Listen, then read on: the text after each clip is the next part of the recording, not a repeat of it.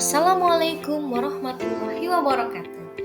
Bapak Ibu guru hebat, bersama dengan saya Ibu Wewista Puspitasari, CGP Angkatan 9, SD Negeri 5 Pangkalan Baru, Kabupaten Bangka Tengah. Video aksi nyata modul 2.3 coaching dalam supervisi akademik, pra observasi, observasi, dan pasca observasi. Selamat menyaksikan. Assalamualaikum warahmatullahi wabarakatuh, Bu Indira. Bagaimana kabarnya hari ini? Alhamdulillah sehat ya. Alhamdulillah. Gini Bu, jadi kita kan mau observasi kelas tuh, cara pengajaran di kelas. Jadi saya izin dulu ya. Nah sebelum kita observasi, kita mau bincang-bincang nih di pra observasi. Kira-kira apa tuh tujuan pembelajaran yang akan Ibu sampaikan di kelas? Tujuannya adalah agar peserta didik mampu menjelaskan peristiwa Fatu Makkah, terus menjelaskan sebab-sebab terjadinya, bagaimana sih sebab-sebab terjadinya peristiwa Fatu Makkah, menentukan perilaku mulia Rasulullah SAW dalam peristiwa Fatu Makkah, serta menentukan perilaku terpuji dalam peristiwa Fatu Makkah.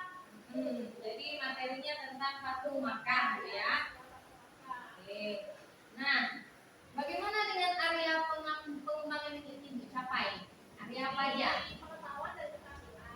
Pengetahuan itu agar peserta didik dapat menjelaskan pengertian tadi, sebab-sebab terjadinya. Keterampilan tadi peserta didik dapat membuat bagan-bagan apa terjadinya, menceritakan kembali peristiwa Fatu Makkah itu.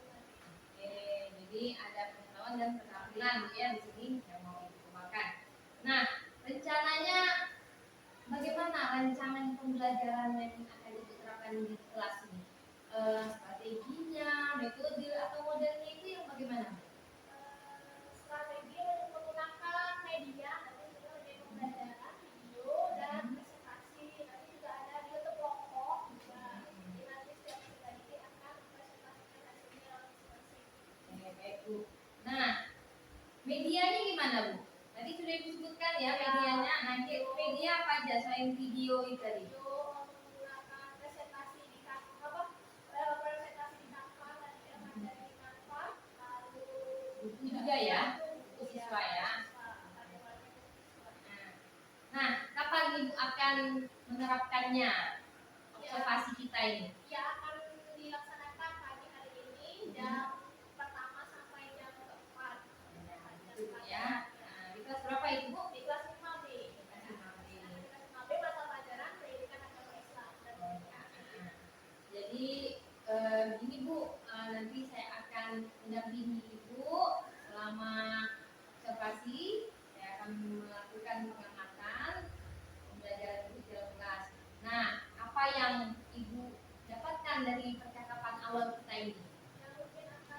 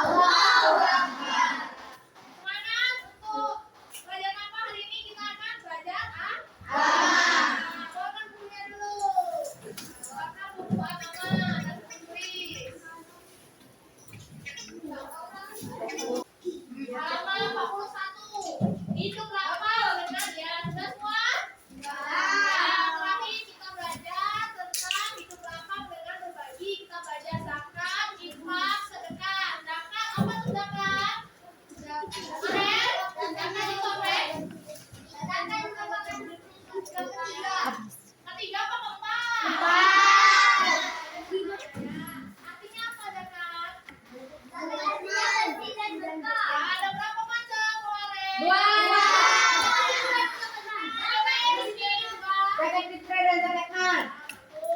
Zakat fitrah dan zakat mal. Zakat fitrah itu apa? Zakat fitrah apa? Ada yang tahu zakat fitrah apa? 41 kan? 41.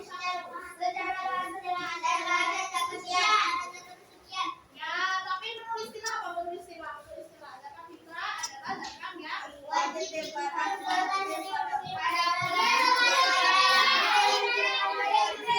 Ya, jadi hanya dikeluarkan saat bulan Ramadan. Berapa itu salah satu orang? Kalau kalian zakat fitrah, 2,5. Iya.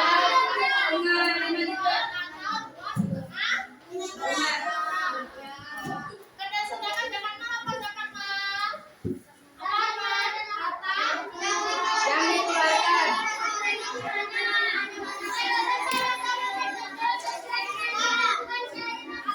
Ya, zakat mal itu harta yang diberikan kalau sudah memenuhi apa Mareni? Haul. Apa tuh nisab? Nisab itu batas, haul itu waktu. Nisab itu batas. Misalnya kayak kemarin ada ibu bakso punya emas 90 gram, batasnya 1 tahun, berarti wajib nggak zakat mal? Wajib. Kalau memenuhi haul 1 tahun, dan nisabnya batasnya kalau emas berapa? 85 gram. Nah, batasnya itu. Terus lanjut ke ada zakat nggak tentang zakat? Nah, zakat sendiri ya. Terus infak, apa tuh infak? Kalau kamu infak, apa yang diinfak Elvi? Halaman 43. Ya, membelanjakan atau apa yang tipu artinya membelanjakan atau membiayai masuk ke kamu punya uang kan jajan dibelanjakan ke jalan yang diridhoi oleh Allah. Seperti seikhlasnya bukan dipatok tapi seikhlasnya sama infak ya. Kalau sedekah apa sedekah? Ayo sedekah. Bedain pada sedekah dan sedekah. Ya.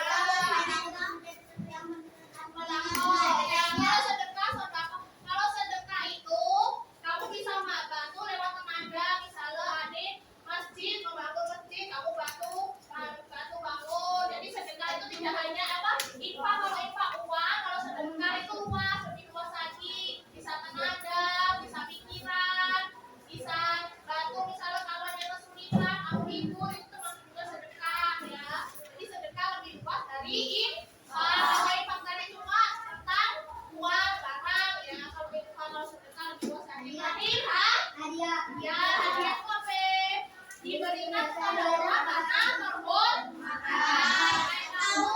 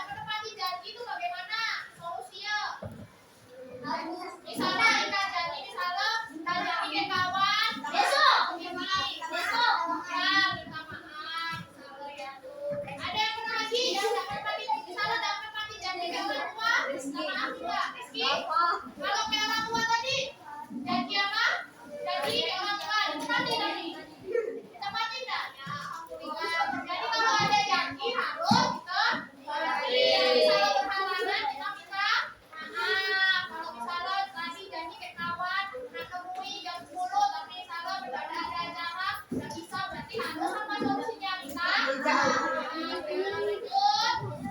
gambar nih, gambar apa? Tadi gambar apa? Ya,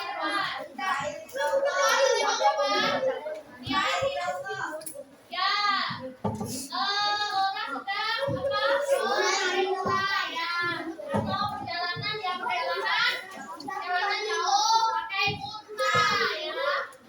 Perjalanan jauh pakai unta ya. Hijrah namanya. Nah, akan berhubungan dengan Fatu Makkah nih. Fatu Makkah ini terjadi pada tanggal 11 Ramadan tahun 8 Hijriah. Fatu Makkah itu artinya pembebasan kota Makkah dari negeri kufur menjadi negeri Islam. Apa tuh negeri kufur? Sebelum nama negeri kufur itu atau zaman jahiliyah. Jadi sebelum Nabi Muhammad menyampaikan dakwah agama Islam, negeri Makkah tuh banyak yang contoh apa yang negeri jahiliyah apa? Zaman jahiliyah tuh menyembah mabuk-mabukan ya, dan jelek-jelek, berkorupsi, berzina, rampok, sama negeri kufur ya. Jadi Fatu Makkah itu pembebasan kota Makkah dari negeri kufur jadi negeri Islam. Nah, terjadinya peristiwa Fatu Makkah tuh ceritanya saat awal bulan Zulhijjah tahun 6 Hijriah, Nabi Muhammad berserta kaum muslimin datang ke Makkah untuk ibadah umrah. Mereka datang membawa Sulaiman Muna. Di tengah perjalanan Rasulullah meminta rombongannya berhenti dan berkemah di sebuah lembah bernama Hudaybiyah. Tapi Nabi Muhammad ini ditolak apa diterima? Kenapa ditolak? Ditolak dan tidak memperbolehkan. Lalu melihat penolakan tersebut, akhirnya Nabi Muhammad mengutus siapa?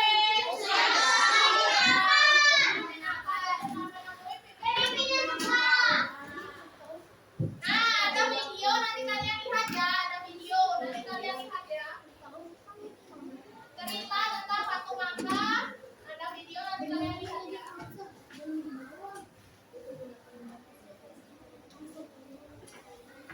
Untuk tugas kelompoknya nanti kita lagi ya.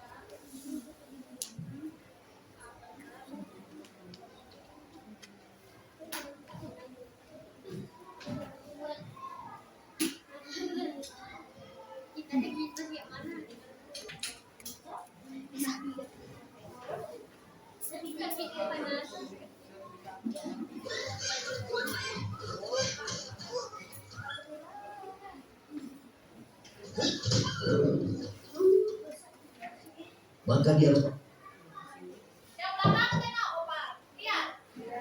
Yang sebelah sana aku lihat. Nggak lihat tuh.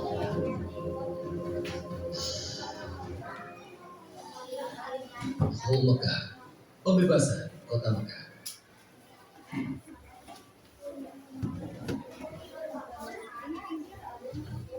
Awal bulan Zulhijjah tahun ke-6 Hijriah, Nabi Muhammad bersama 1.400 sahabatnya bergerak menuju Mekah dalam rangkaian menjalankan ibadah umrah.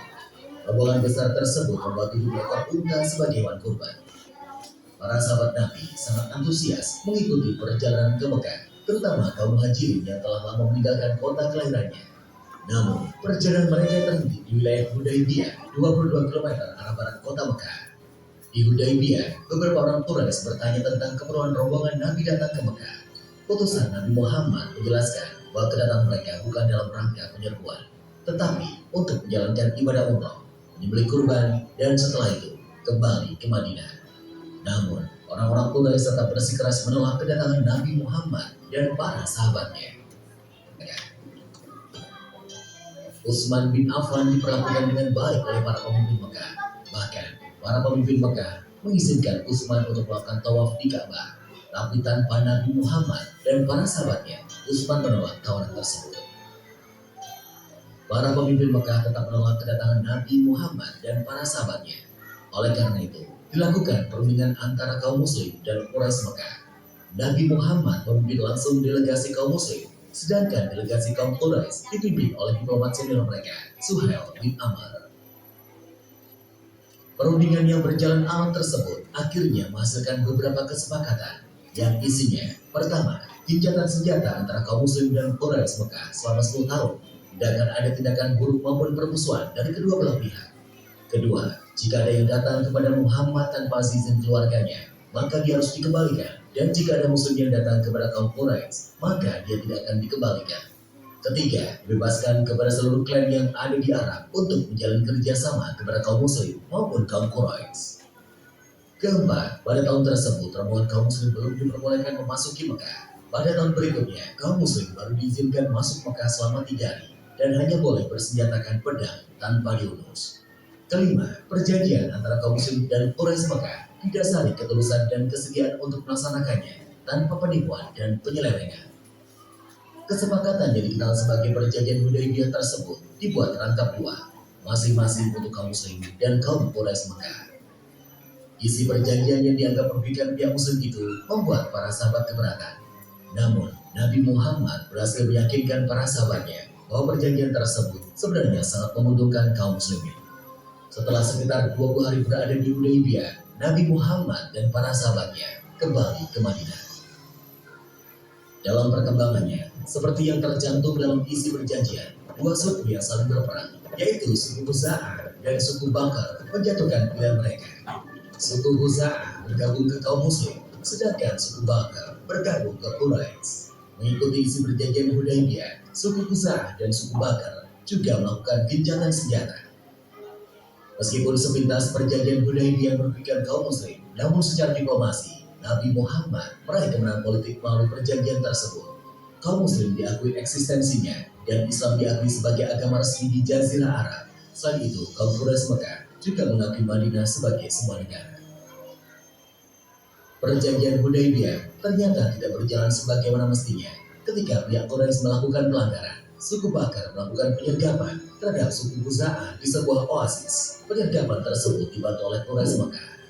Pelanggaran perjanjian Hudaybiyah membuat Nabi Muhammad dan para sahabatnya mengambil keputusan penting menyerbu Mekah. Sedangkan di Mekah, para pemimpin Quraisy yang menyadari pihaknya telah melakukan pelanggaran mengirim Abu Sufyan ke Madinah untuk melakukan diplomasi. Di Madinah, Abu Sufyan menemui Nabi Muhammad dan memberikan penjelasan panjang lebar. Namun, Nabi Muhammad tidak menghiraukan Abu Sufyan. Selain bertemu Nabi Muhammad, Abu Sufyan sempat menemui Abu Bakar, Umar bin Khattab, dan Ali bin Abi Thalib. Namun, tetap saja Abu Sufyan gagal menemukan jalan keluar. Didera putus asa, Abu Sufyan pun kembali ke Mekah. Setelah bertahun-tahun, jumlah pengikut Nabi Muhammad semakin besar. Kali ini, 10.000 pasukan muslim dengan persenjataan lengkap telah bersiap menuju Mekah. Parade panjang 10.000 pasukan muslim memulai perjalanannya ke Mekah. Kali ini, pasukan muslim akan melaksanakan misi yang sangat menentukan, yaitu Fathu Mekah atau pembebasan kota Mekah dari tangan kaum Quraisy. Para pemimpin Mekah sama sekali tidak menduga kekuatan pasukan Nabi Muhammad. Nabi Muhammad membagi tiga pasukannya melewati jalan yang berbeda, sehingga musuh tidak bisa memperkirakan dengan tepat jumlah pasukan muslim. Ketika pasukan muslim memasuki Mekah, kaum Quraisy hanya bisa pasrah karena tidak mungkin melawan kekuatan sebesar itu. Abu Sufyan dan para pemimpin Mekah lainnya menyerah kepada Nabi Muhammad. Setelah menguasai Mekah tanpa pertumpahan darah, Nabi Muhammad mengambil keputusan yang tidak terduga dan tidak sesuai dengan tradisi bangsa Arab. Nabi Muhammad memerintahkan para pemimpin pasukannya mengucapkan Al-Yaum, Yaum Al-Marhamah, yang artinya adalah hari ini hari kasih sayang. Nabi Muhammad mengampuni semua penduduk Mekah dan melarang pasukannya melakukan pertumpahan darah. Hari itu, 17 Ramadan tahun ke-8 Hijriah, Mekah berhasil dibebaskan dari kekuasaan kaum Quraisy Mekah. Saat itu juga, berhala-berhala yang berada di sekitar Ka'bah dihancurkan. Pembebasan kota Mekah menjadi tonggak sejarah, tidak hanya di Jazirah Arab, tetapi juga di seluruh dunia. Nabi Muhammad tampil sebagai pemimpin yang memberikan contoh bagaimana sebuah menaklukkan pusat kekuasaan musuh tanpa pertumpahan darah, sekaligus tanpa pembalasan dendam. Dalam tradisi Arab, dia yang kalah akan menunggu giliran untuk dieksekusi. Namun, Nabi Muhammad menghapus tradisi tersebut. Dia yang kalah telah diampuni.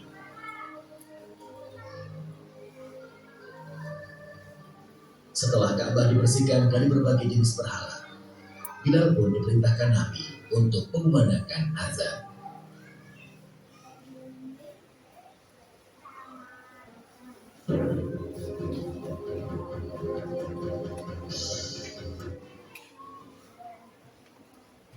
Tadi cerita dari Fathu Makkah ya.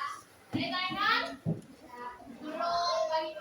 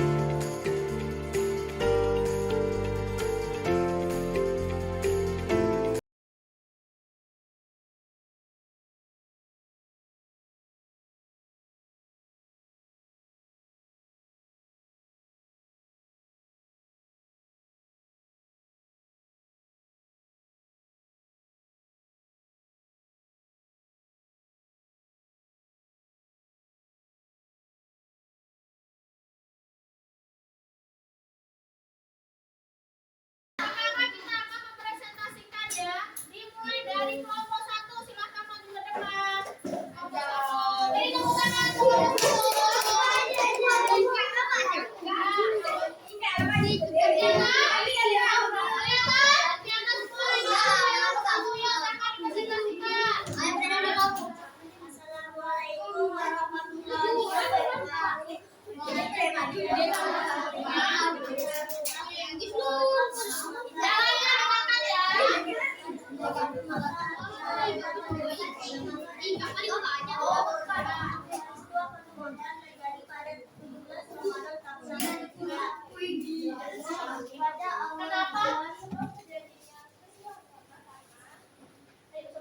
awal bulan Zulkaidah tahun 6 Hijriah, Nabi Muhammad SAW beserta kaum datang ke Mekah untuk menjalankan ibadah umrah.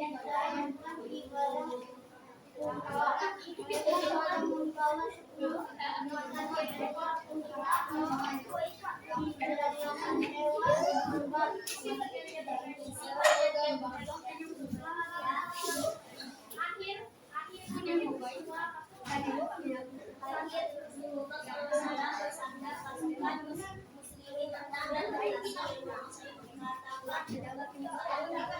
Beliau tawaf dengan menunggang kuda sambil membawa busur yang beliau gunakan untuk memulihkan jalan. Jalan membebaskan dengan para Rasulullah SAW mengutus yang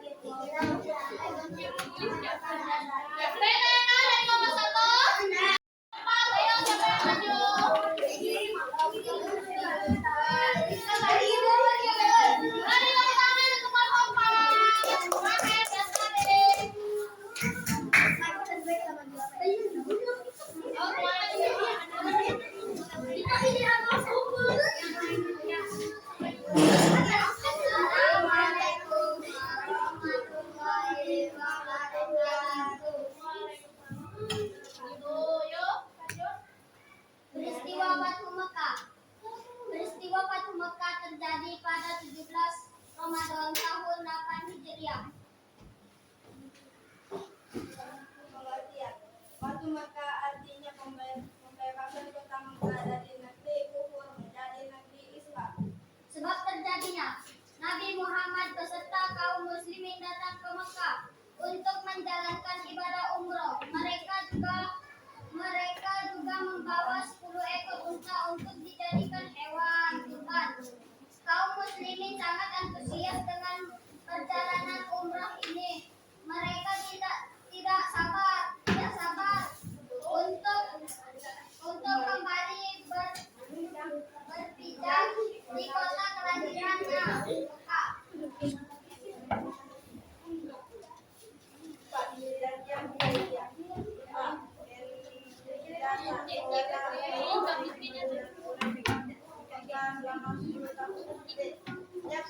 Setiap orang Quraisy yang barang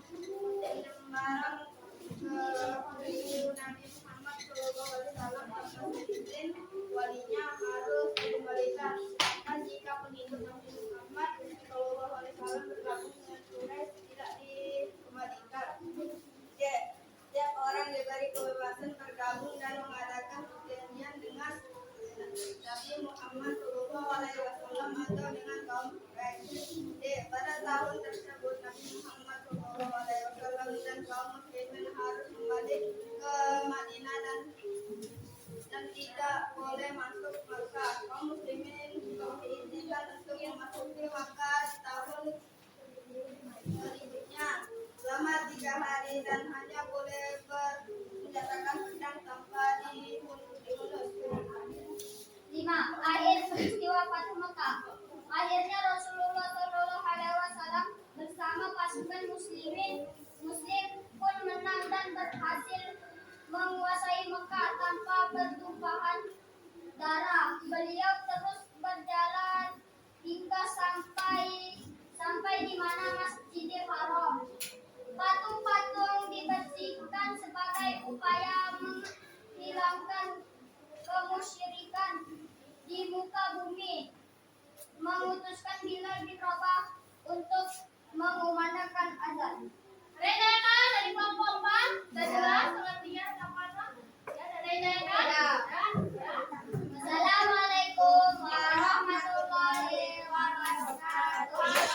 Apa yang kamu dapat setelah belajar tentang Fathu Mekah nih? Kamu jadi apa?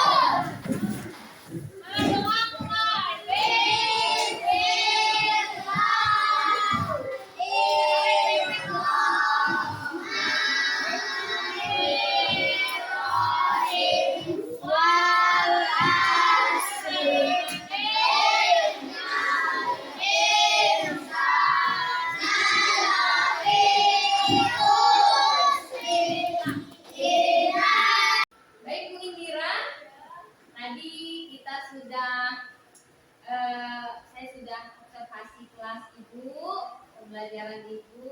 Nah, sekarang kita akan mengevaluasi proses pembelajaran yang sudah Ibu terapkan di kelas 5B tadi ya. Nah, bagaimana kira-kira perasaan Ibu setelah melakukan aktivitas pembelajaran tadi, Bu? Alhamdulillah senang ya bisa menyampaikan materi Iya.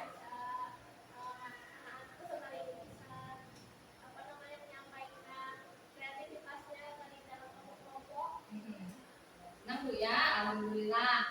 Nah, coba bisa Ibu ceritakan kembali langkah-langkah yang Ibu terapkan tadi di kelas tadi apa saja, Bu ya? Oh iya, pertama ada pertanyaan pemantik tadi. Oh iya, Sebelum jadi formatting dulu. Terus ada PowerPoint tadi, terus tadi itu mendengarkan video biar mengetahui. Lalu untuk kelompok mengembangkan kreativitasnya melalui kelompok-kelompok tadi menceritakan kembali peristiwa Fatu Makkah.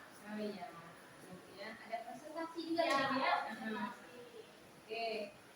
Nah, sejauh mana area pengembangan yang sudah Ibu terapkan tadi di kelas? Tadi kan di awal Ibu bilang ada 2, area pengetahuan dan keterampilan. Nah, apakah itu sudah berhasil Ibu terapkan di pengetahuan dan keterampilan? Iya, sudah berhasil sih. Ya, jadi tadi sudah dilaksanakan semua ya. Bisa menjelaskan atau pengertiannya juga sudah bisa menceritakan kembali apa itu Fatu Makkah. Lalu ya. Kira-kira dari observasi tadi apa hambatan yang Ibu dapatkan? Apakah ada hambatannya? Kalau ada hambatannya apa itu? Ya, ada 2 hambatan ya di sini. Yang pertama, murid terlalu banyak ya karena seharusnya dalam satu kelas atau satu grup harusnya kan satu guru 15 sampai 20-an. Kelas 5B ini kan 29 anak. Jadi harus melayani anak yang presentasi yang 29 anak. Lalu yang kedua, materi cakupan materinya terlalu luas. Oh iya. Jadi harus ekstra menjelaskan satu-satu.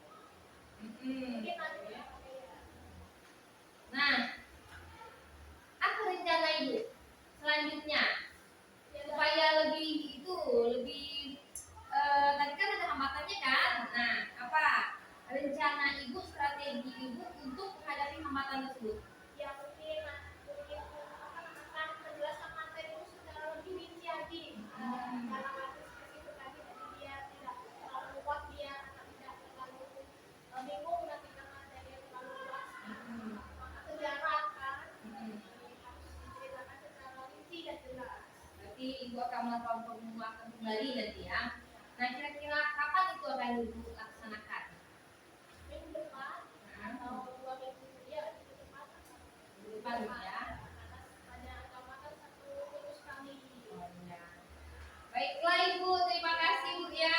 Sekarang nanti kita bincang-bincang lagi setelah penguatan Ibu berikutnya, apakah siswa lebih memahami pembelajaran. Terima kasih Bu Indira. Assalamualaikum. Bapak Ibu guru hebat, terima kasih sudah menyaksikan video ini. Mari kita tergerak, bergerak, dan menggerakkan.